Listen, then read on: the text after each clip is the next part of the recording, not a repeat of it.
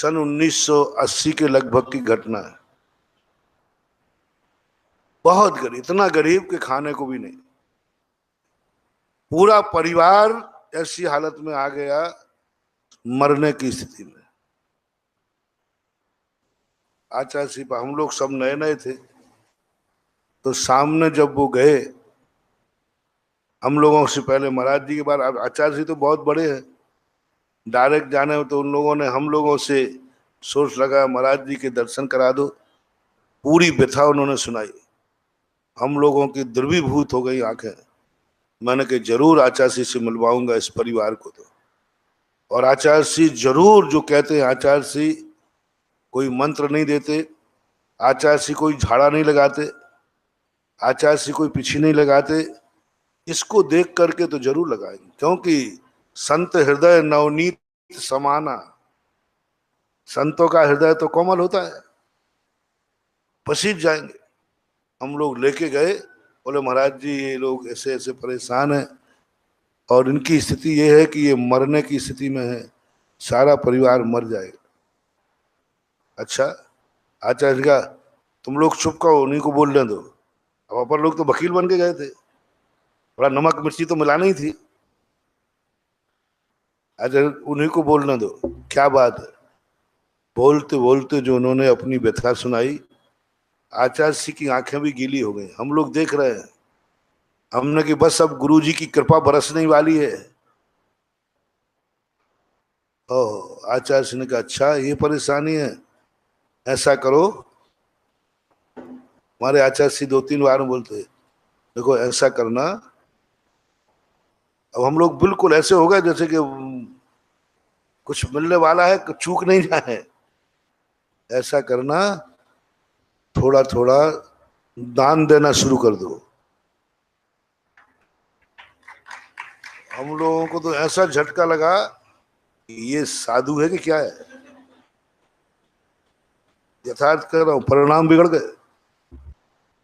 हम लोग इतने परिणाम बिगड़े, मैंने कही अपन ने गुरु गलत चुन लिया। ये कोई साधुता है? ये कोई साधुता है क्या?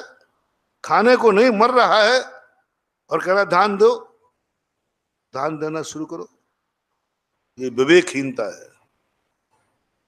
हम लोग उठ करके तुरंत आ गए, मैंने कि बहुत परिणाम बिगड़े। और वो पट्टा मूर्खानंद कह दिया जी, मैंने कि मरेगा अबे। इसमें हम लोग इशारा कर रहे, खड़े होके बोल दे कि महाराज जी हमारे पास देने को क्या है। हम लोग इशारा कर रहे कि भाई कह दे महाराज जी हमारे पास तो कुछ भी नहीं, मैं क्या दूंगा, मेरे पास तो कुछ है ही नहीं। आप और अपन होते तो क्या करते, खड़े हो जाते। अब महाराज जी हम तो मर रहे हैं और आप दान देवी फिरे दिनों की मारी, पंडा कहें सीधो लाओ। हम तो मर रहे हैं और आप दान की बात कर रहे हो। लेकिन उसने हम लोगों की तरफ नहीं देख करके जी कह दिया। मैंने कि अब मरेगा ये, खाने को तो है नहीं, और दान के लिए कह दिया जी, हाँ कह दिया। हम लोग उठ के आ गए। सुबह दोपहर में द्रव्य संग्रह की क्लास चलती थी। अब हम लोग थे, क्षमा सागर जी 3-4 मुराद, तबाड़ तोड़ प्रश्न किए, तबाड़ तोड़। साधु का हृदय कैसा होना चाहिए, साधु का हृदय, साधु को गरीब के साथ क्या व्यवहार करना चाहिए, जिनके खाने को नहीं हो क्या उनको दान देना चाहिए डाका डाल के। अब आचार्य ने कहा कि ये बेमौसम की बरसात कहां से हो रही है, प्रसंग ही नहीं है। तो आचार्य ने कहा कि ये तो कोई प्रसंग ही नहीं चल रहा है, ये प्रश्न क्यों उठ रहा है। बोले प्रश्न उठेगा, सुबह आपने क्या कहा। अच्छा अच्छा अच्छा, समझ में आ गया है। गरीबों के महित सिहा, हम तो गरीबों के दुश्मन है ना, हम तो गरीबों के दुश्मन है। आप ही लोग हो गरीबों के बड़े दयालु। क्या बात महाराज जी, हम लोगों को बहुत परिणाम बिगड़ गए। आपको इतना कठोर नहीं होना चाहिए। आपको उन्होंने सुनाई थी, आपकी खुद आंखें भर आई थी, और बाद में आपने दान की कह दिया। तो आचार्य क्या करता, मैंने कहा पीछे लगाना चाहिए थी। बोले अच्छा, मेरी पीछे लगाने से अमीर हो जाए तो चलो मैं चल के सारे भिखारियों को पीछे लगा देता हूं, और अमीर नहीं हुए तो फिर ध्यान रखना। बोलो। तो मैंने कहा ये तो कोई बात नहीं, एक आध मंत्र देते थे, वो माला फेर लेता, उसका व्यापार चल जाता। बोले माला फेरने से हो जाए तो सारे गरीबों को माला बांटो। तो महाराज जी इतने अमीर लोग बैठे थे, उनसे किसी से सहायता ही क्या देते। आचार्य जी के पास तो अमीर ही लोग बैठे रहते, घिरे ही रहते हैं। एक ही साधु तो ऐसा है जो अमीरों से घिरा रहता है, गरीब वहां तक पहुंच ही नहीं पाते, है कि नहीं? बोलो ना, हम गलत तो नहीं बोल रहे।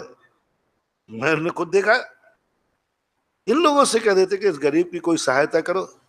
अच्छा, इन अमीरों के सामने उस गरीब की इज्जत धूल में मिला देते, इस गरीब को अमीर का ऋणी बना देते, कर्जदार बना देते, कर्जदार बना देते, और कितने दिन चला लेता जिंदगी, कितना दे देते, एक दिन के लिए, 2 दिन के लिए, कब तक इनकी जिंदगी चल जाती, और स्वाभिमान भी नष्ट हो जाता। तो हम लोगों ने कहा वो देगा क्या? तो बोले मैंने तो ये तो नहीं कहा था कि इतना देना है, मैंने ये तो नहीं कहा ना कि इतना देना है। अरे एक रोटी आएगी तो उसमें से एक टुकड़ा दे देगा तो भी दान शुरू हो जाएगा। रोटी खाएगा ना, रोटी, उसमें से एक टुकड़ा भी दान दे देगा तो दान शुरू होगा। दान का यही थोड़ी है करोड़ों रुपया दिया जाए, करोड़ों रुपया दान दिया जाए ये नहीं, शक्ति प्रमाण दान दिया जाए। शक्ति प्रमाण का अर्थ क्या है? हमारे पास 4 दाने हैं, हम 1 दाना दे देंगे। घास की रोटी खाएंगे तो घास की रोटी दे देंगे, क्या बात हो गई? राणा प्रताप ने ऐसा जीवन आ गया कि घास की, देखना चमत्कार किसमें हुआ। सुनो रे गरीब लोगों, कर्जदार लोगों, शास्त्रों की कहानी तो है ही, राजस्थान के राणा की कहानी सुनो। ऐसे बुरे दिन आ गए उनके, घास की रोटी खाना पड़ी, घास की रोटी खाना पड़ी, और द्वारा लौटने का सवाल ही नहीं, कोई बचा ही नहीं था, सैनिक सब चले गए। भाई शक्ति सिंह दुश्मन से जाके मिल गया, भाई भी ने भी साथ छोड़ दिया। जो शक्ति सिंह इनका भाई था वो दुश्मन से जाके मिल गया। राणा ने जिंदगी का अंत कर दिया था, बस हमारी जिंदगी में अब कभी भी राजा नहीं बन पाएंगे, निर्णय हो चुका था। भीलों की बस्तियों में पहुंच गए थे, भीलों जैसी जिंदगी बिताने के लिए मन बना लिया था। मात्र एक घास की रोटी, बर्रू घास होती है मूंग के दाने के समान, जंगलों में बिना बोए होती है, उसको बोलते घास। जब रोटी बनाने लगी उनकी पत्नी, तो राणा कहते हैं 4 बनाना। बोले इतना सा तो आटा बना, 4 बनाना? बोले 4। बोले क्यों, अपन लोग तो 3 ही हैं। तो राणा कहते हैं देखो मेरा नियम है, मैं बिना दान दिए कुछ भी खाता नहीं हूं, कुछ भी ग्रहण नहीं करता। एक रोटी दान की बना लेना। ये प्रसंग जब मैं चित्तौड़ गया, उनके संस्मरण में जब पड़ा, मैं स्तब्ध रह गया। संकट में, अरे दूसरे की रोटी चुराने का भाव आता है, भूखा क्या नहीं करता। और राणा कह रहा है एक रोटी दान की बना लेना। अपने जैसा कोई भूखा यदि यहां आ गया तो, अपने जैसा भूखा कोई आ गया तो फिर क्या करेंगे? वो कितनी आशा लेके आएगा कि यहां मिल जाएगा, अपन सब खा पी लेंगे। नहीं, पत्नी ने मन मार के 4 बना के एक रख दी। 3 रोटी जैसे ही थाली में परोसी, बिलाव ले गया, बिलाव ले गया। बेटा जोर से रो पड़ा, मां की आंख में आंसू। राणा की तरफ देखती है पत्नी, वो एक रखी है, इसको तो दे दो, इस बच्चे को तो दे दो, अपन दोनों भूखे रह जाएंगे, ये बच्चा रो रहा है। राणा कहते नहीं देवी,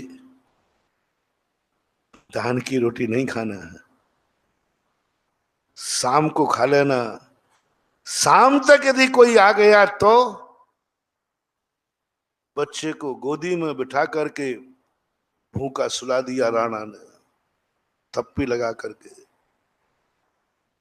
बच्चे को लोरी सुनाकर, बच्चे को कहानी सुनाकर सुला दिया, लेकिन दान की रोटी नहीं खा रहे थे। चमत्कार देखना, कोई दया करने वाला नहीं था राणा के ऊपर, कौन पूछने वाला था। पासा पलटा, प्रकृति कांप गई। इस परिस्थिति में इसको धर्म ध्यान आ रहा है, इस परिस्थिति में तू दान देने का भाव कर रहा है, इस परिस्थिति में, और बच्चे को भूखा सुलाने को तैयार है। कांप गया ब्रह्मांड, और ब्रह्मांड ने कांप करके और भामा साय को नींद हराम कर दी। भामा साय को हिला दिया, उठ उठ, तेरा पैसा, तेरा धन, तेरा मालिक राजा नहीं है, वो भगवान से, देवता से कम नहीं है। सारी संपत्ति लेकर पहुंच गए भामा साय। आगे की कहानी तो सबको मालूम है ना। ये किसके बदले मिल गया? एक रोटी बोई, एक रोटी बोई, एक रोटी दान का बो करके, और पुनः राणा ने राज्य प्राप्त किया, राजगद्दी प्राप्त की और राजा बन गए, जिनको कभी नहीं आना था, कभी नहीं मिलना था। देखो ये है। अब बोलो, ऐसे जीव पर आचार्य ने सुनाया है, क्योंकि वो भी राजस्थान रहे।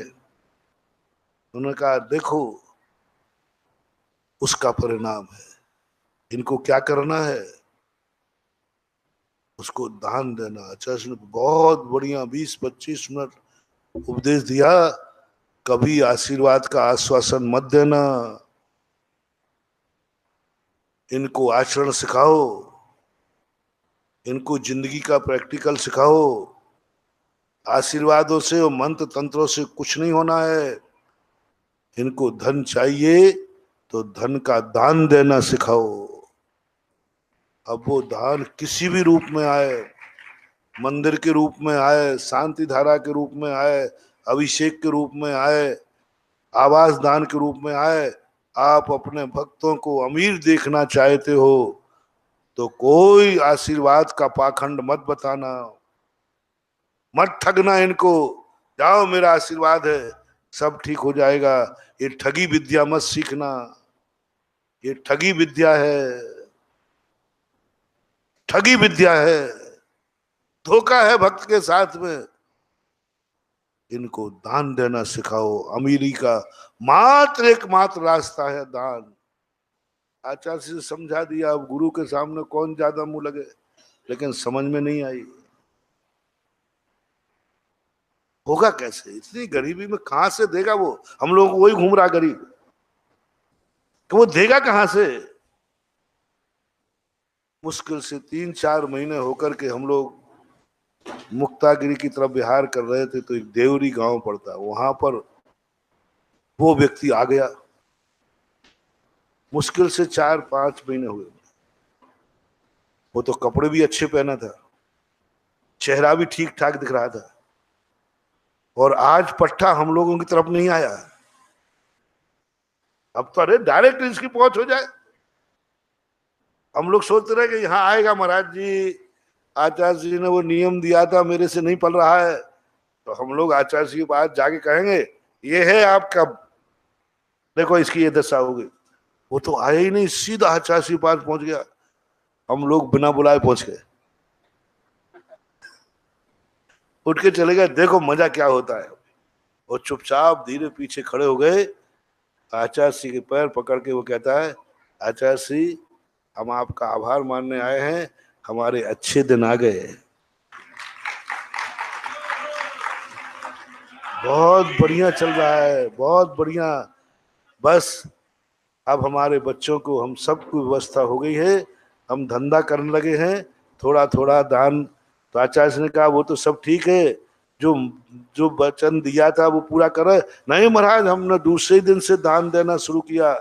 पहले हमने थोड़ा सा जो भोजन था, मैंने उठा करके एक चिड़िया को आधी रोटी डाली थी। फिर मैंने गाय को खिलाने लगा, और धीरे धीरे आकर के अब मैं मंदिर जाता हूँ, बिना दान दिए मंदिर के दर्शन नहीं करता हूँ।